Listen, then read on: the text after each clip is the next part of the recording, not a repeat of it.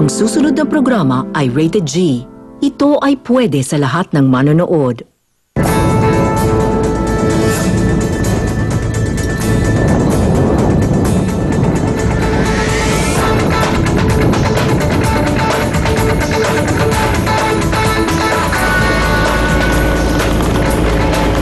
Papunta kami ngayon sa Torongan Cave. Kaya mahigit isang oras ang biyahe namin. Itong kuwebang itong pupuntahan natin, ito yung mga tinirahan ng mga first inhabitants dito sa Batanes. Sa pagpapatuloy ng paghahanap natin sa sinasabing kayamanan sa Batanes, pupuntahan natin ngayon ang Torongan Cave para hanapin ang sinasabi nilang ginto. Makakasama ko si Mang Tobias bilang aming guide at ang aming direktor at batalikong kaibigan na si Roel Santiago. Mabato,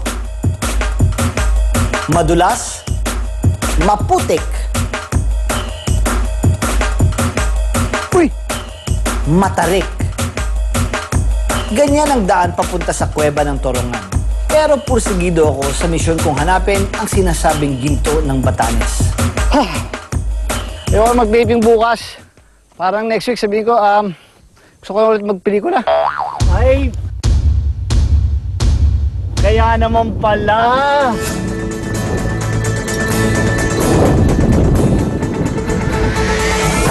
Mga kapatid, ako po si Aga Mulak. Tingin-tingin ka lang, ang daming pwedeng matuklasan. Maging isang Pinoy Explorer!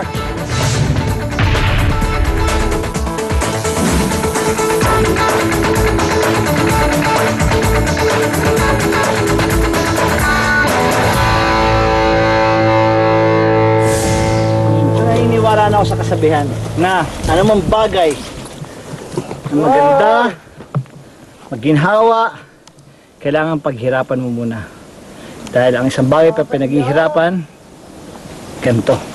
Tingnan mo. Woohoo! Ganda nito, sobra! Ito ang bundok ng Torongan sa isla ng Itbayat sa Batanes. 4,000 years ago, dito unang dumaong ang mga Austronesian, ang original inhabitants ng Batanes na namangka galing Formosa o mas kilala natin ngayon bilang Taiwan. Bukod pa sa pagiging entry point ng mga Austronesian, ito rin ang naging huling hantungan ng ilan sa kanila.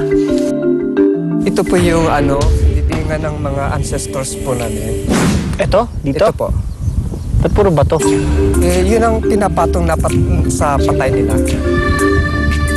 Okay. Tapos, saka nasa tuktok talaga siya, no? Nasa pinakataas siya dito. Kasi ang belief daw ng mga ancestors namin, kaya dinadala sa mataas na lugar para madali daw sila makarating sa lugar. Oo nga naman. Isa para burial custom ng mga sinaunang Ivatan ay ang paggawa ng mga libingang hugis bangka na pinaniniwalaan nilang siyang magiging sasakyan ng mga kaluluwa patungo sa kabilang buhay.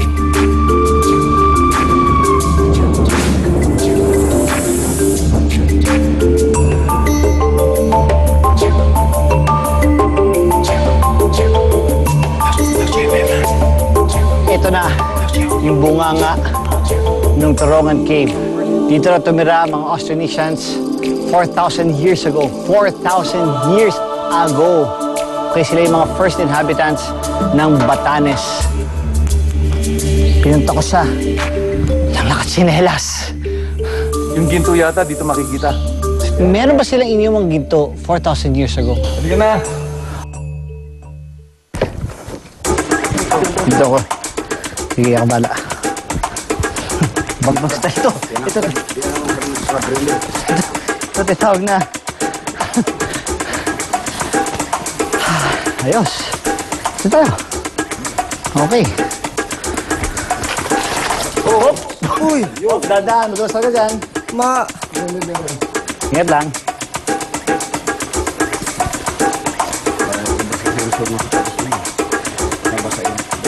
Yon! After 1.5 kilometers of walking and 2 hours of talking, we're here.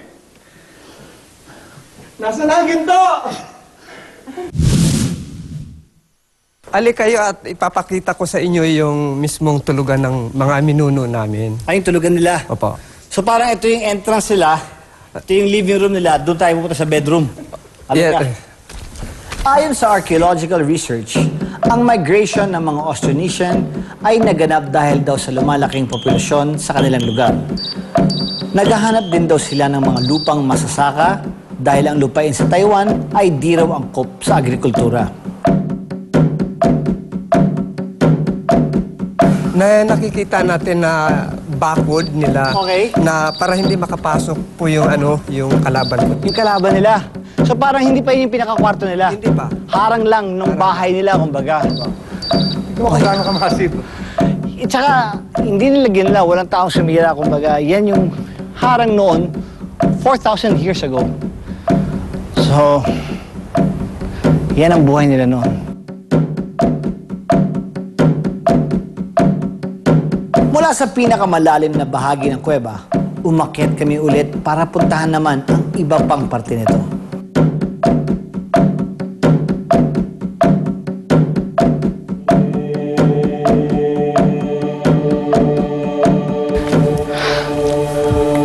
Ito yung pinakakwarto nila. Opo. Dito mismo yung tulugan po nila. Tapos ito yung pinaka altar. Oo nga, no?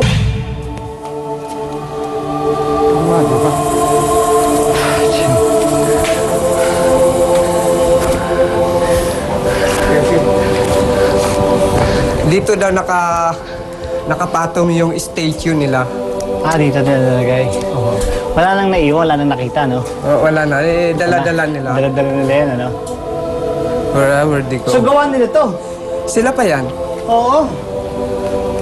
Bali, yung chieftain nila, yung minuno, yung... Kapitan nila? Oh, dyan siya. Dito siya. Opo. Ito yung master bedroom. Tapos parang may daanan to, sinarado nila, oh. Ano yan? Oh, bintana, oh. Sinarado, oh. Sinarado yung Oo. yung pinapatong nilang bato.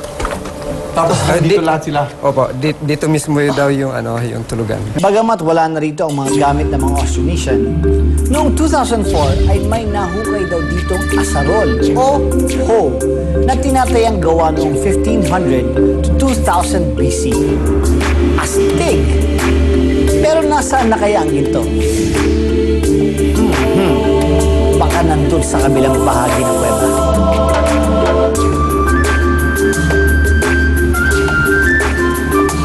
Ay, nako. Talaga naman. Dito po kayo mag-standby. Oo. Kita nyo? Ito yung sinasabing bintana.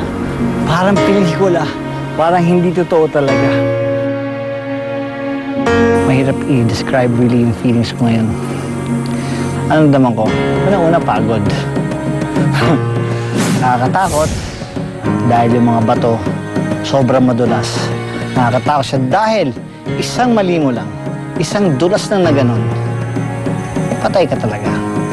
Kaya nakakapagod dahil mas grabe yung kilos mo. Uupuan mo kaysa ganun, kakapit ka sa bato talaga, tas yung paa mo, imbes na iapak mo, sisiguraduhin mo na hindi. So yun ang basically yung experience to, no? Yung rock climbing na yan. So yung sinasabi nga nila na kinukunan sa video, kinukunan ganon, parang nakikita ka ng kuweba sa video, parang ang ganda. But it's different when you experience it by yourself talaga. Na ikaw mismo may pupunta roon, ikaw yung maghihirap bumaba, kaya then you see it, really nice.